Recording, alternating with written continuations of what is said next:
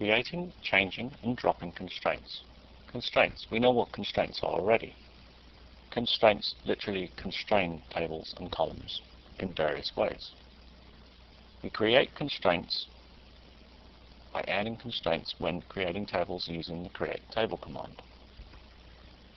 We change constraints and drop constraints by using the alter table command. Specifically, we can add table level constraints using alter table. We can modify table and column level constraint states only, not the actual constraints. If you wanted to change a constraint, you have to drop it and add it.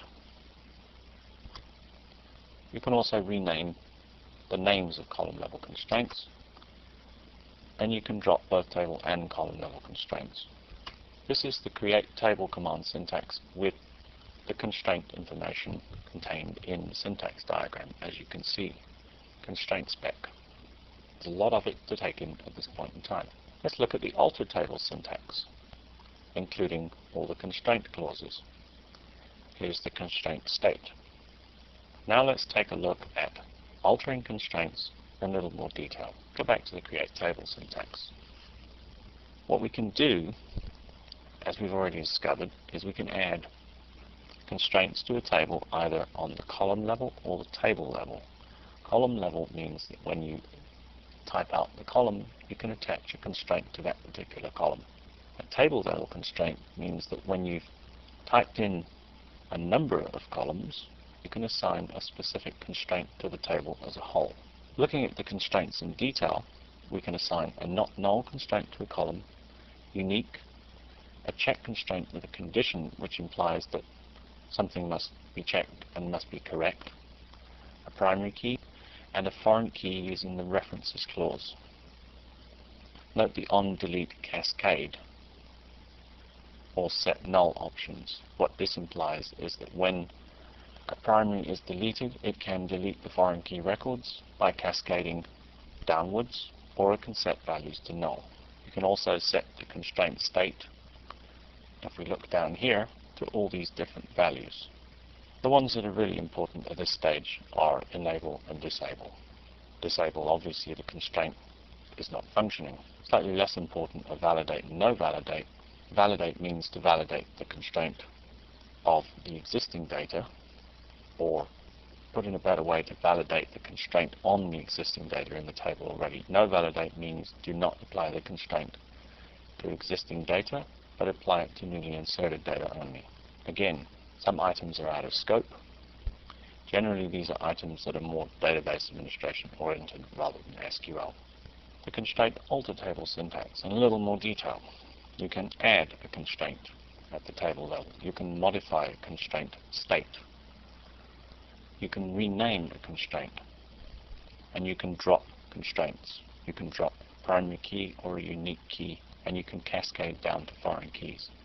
Again, here are the constraint states and the grayed out areas out of scope, database administration. We're now back with the script that creates the constant schema.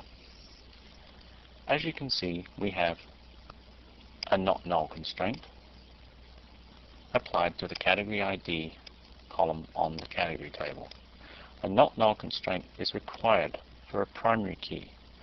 As you can see, a primary key constraint named xpk category is defined on the category table on the category ID column. In fact, creating a primary key on the category ID column will probably force the column to be not nullable anyway. This word null is actually the default. It's not really necessary to put it in. It's in there for aesthetic purposes. It's not actually a constraint. A constraint is not added to this name column by placing the word null in there. Here's a foreign key constraint. What this actually is called a fishhook or a self-join. What this is doing is using the foreign key parent ID to reference the category ID on the same table. Let's look at a better example of a foreign key.